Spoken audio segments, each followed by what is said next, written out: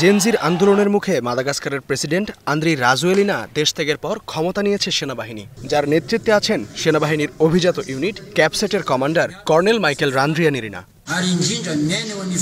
শিগগিরই প্রধানমন্ত্রী নিয়োগের মাধ্যমে একটি বেসামরিক সরকার গঠন ও সেই সরকারের অধীনে আগামী 2 বছরের মধ্যে একটি জাতীয় নির্বাচন আয়োজনের ঘোষণা দিয়েছে এই সেনা কর্মকর্তা। আমরা ক্ষমতা গ্রহণ করেছি কারণ মাদাগাস্কারে এখন কোনো কার্যকর ব্যবস্থা নেই, প্রেসিডেন্ট নেই, সরকার নেই, প্রশাসন অচল। তাই আমাদের দায়িত্ব নিতে হয়েছে। 18 থেকে সর্বোচ্চ 24 মাসের মধ্যে আমরা একটি নির্বাচন আয়োজন করব। সেনাবাহিনীর ক্ষমতা গ্রহণের এই ঘটনাকে অবৈধ বলে অজ্ঞাত স্থানে আত্মগোপনে থাকা পদচ্যুত প্রেসিডেন্ট রাজোয়েলিনা বলেছেন, বল প্রয়োগ করে মাদাগাস্কার প্রজাতন্ত্রকে জিম্মি করা যাবে না। তবে তিনিও 2009 সালে সেনা সমর্থিত এক অভ্যুত্থানের মাধ্যমে অন্তর্বর্তী সরকারের প্রধান হিসেবে ক্ষমতায় এসেছিলেন।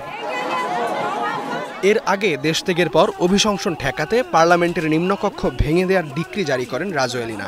তবে সংসদ সদস্যরা সেই নির্দেশ অগ্রাহ্য করে তার অভিশংসনের পক্ষেই ভোট দেন। সেনা নেতৃত্ব বলছে, মাদাগাস্কারের আদালত, নির্বাচন কমিশন, মানবাধিকার ও আইনের শাসন সংক্রান্ত কাউন্সিল আপাতত স্থগিত থাকবে। 2023 সালে আন্দ্রি রাজোয়েলিনা পুনরায় ক্ষমতায় আসার পর বিদ্যুৎ বিভ্রাট ও পানির সংকট ব্যাপক আকার ধারণ করে।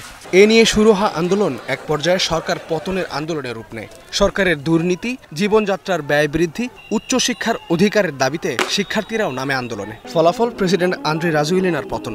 ধারণা করা হচ্ছে তিনি ফ্রান্সে আত্মগোপনে রয়েছেন। ইস্তিহাদুল মাহমুদ, স্টার নিউজ।